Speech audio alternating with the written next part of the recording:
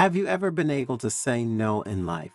And are you aware of how important it is to learn to say it? And again, what does it mean to say no? And how can conscious rejection shape your life and help the lives of others? Thanks to the Zen story that you will hear shortly, you will discover how the power of saying no is extremely important for your personal growth and emotional well-being. So stay until the end because what you feel will allow you to work on your spirituality and your inner peace. But before continuing, subscribe to the channel, turn on notifications, and share the video. Thanks to these small gestures, you will help us produce new content every day for your spiritual growth. In the ancient Japanese monastery where the monk Kodo lived, many people gathered to hear the master speak about the power of no in the lives of each of us. Kodo, famous for his wisdom, would guide his disciples on a fascinating journey of inner discovery through intriguing plots of conscious rejection. What does it mean to say no? And how much does it affect our existence? The master asked rhetorically.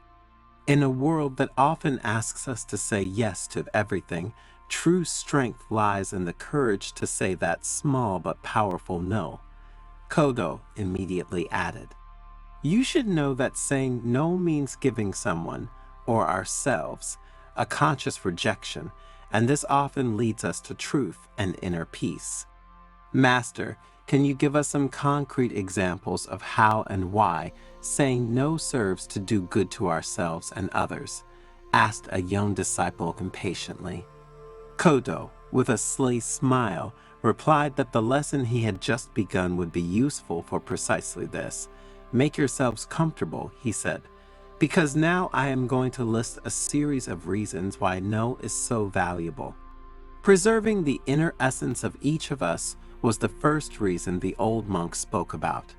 Kodo, speaking of this, imagined the inner garden as a secret sanctuary enriched with the flowers of kindness and empathy. Every no we say, he stated, is like a way of cultivating and caring for the soul. What we grow determines the beauty of our indoor garden. So let us say no to harmful influences, like a loving gardener who protects his treasures, his plants, from infesting weeds. The second reason why learning to say no is linked to self-respect and one's own dignity.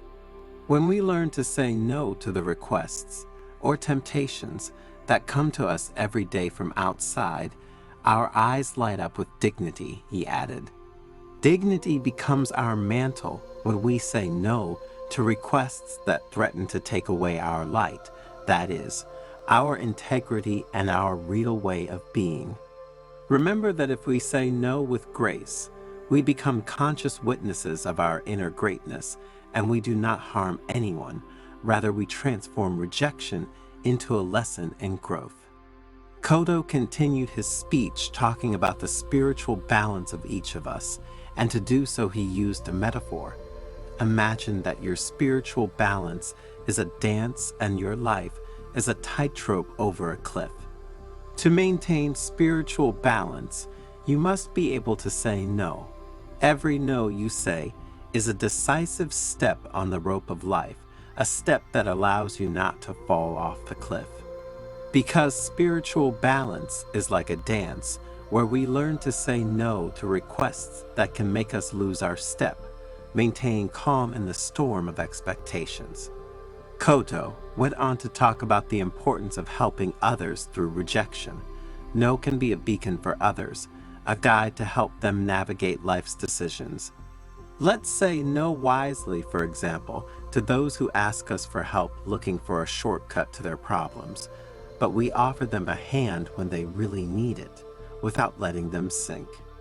Each no, the master continued, contributes to the strength of inner freedom, therefore is an act of conscious freedom.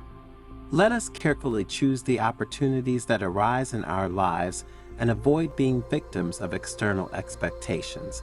Let us plant our roots so that they make us stronger against the current of external expectations.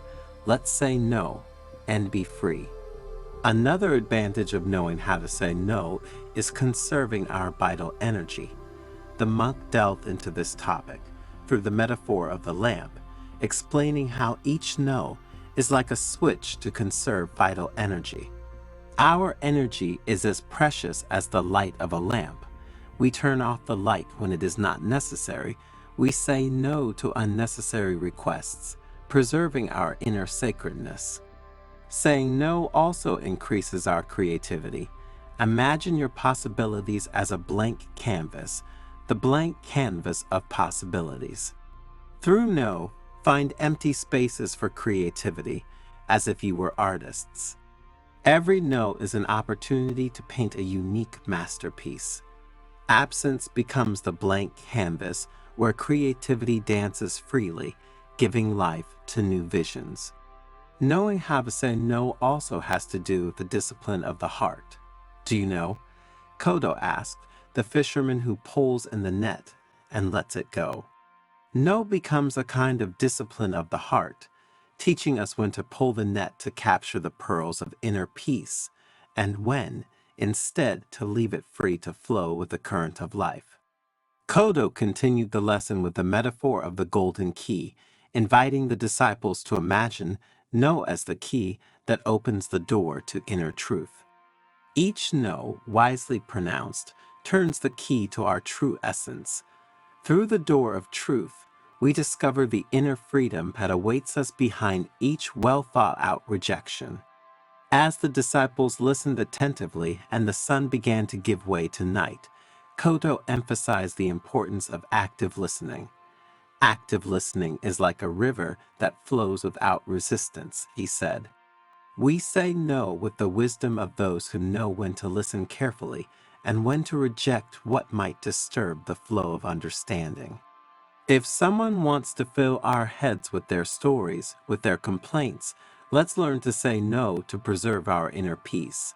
Knowing when to listen and when not to listen is essential. Healing through rejection was another lesson Kodo taught his disciples. No, he said, can be a powerful medicine for healing. Like a scar that forms and then heals, no is a medicine. We say no to what hurts us, allowing the wound to heal, making us stronger and more aware of our healing abilities. In front of a stunning sunset, the lesson on the power of no ended as a harmonious melody, leaving a seed of wisdom in the hearts of the disciples. Kodo, with his serene gaze and his calm voice, revealed the profound meaning of this small but extraordinary monosyllable. No, Kodo taught, is a golden key that opens the door to our authenticity. It is the force that preserves the sacred garden of our inner essence, bearing witness to our dignity and maintaining spiritual balance in the rope of life. Through no, we can help not only ourselves but also others, transforming rejection into a guiding light. Because if we are always willing to help the people we care about, they will never find the strength to become autonomous. But what is the moral of this story? That saying no is an act of self-love and authenticity. It is the discipline of the heart that teaches us to navigate the currents of life, conserving our precious vital energy. Conscious rejection thus becomes a path to inner freedom, a way of opening the door to our deepest truth, the only one capable of giving us the peace we need. Therefore, rejection should not be seen as a selfish gesture, but rather as a way to guide oneself and others towards greater autonomy and awareness. The last advice Kodo gave to his disciples was to explore the transformative power of no in their daily lives. Be brave to say no to what does not resonate with your authenticity, to what does not fit your chords. Cultivate your sacred garden and let no become a guiding light for you and others, without fear of appearing selfish and insensitive. In the dance of life, embrace the power of saying no with wisdom and love, because that is where the true strength of your essence lies, and you'll see that if you do it the right way, the same people you said no to will thank you even more.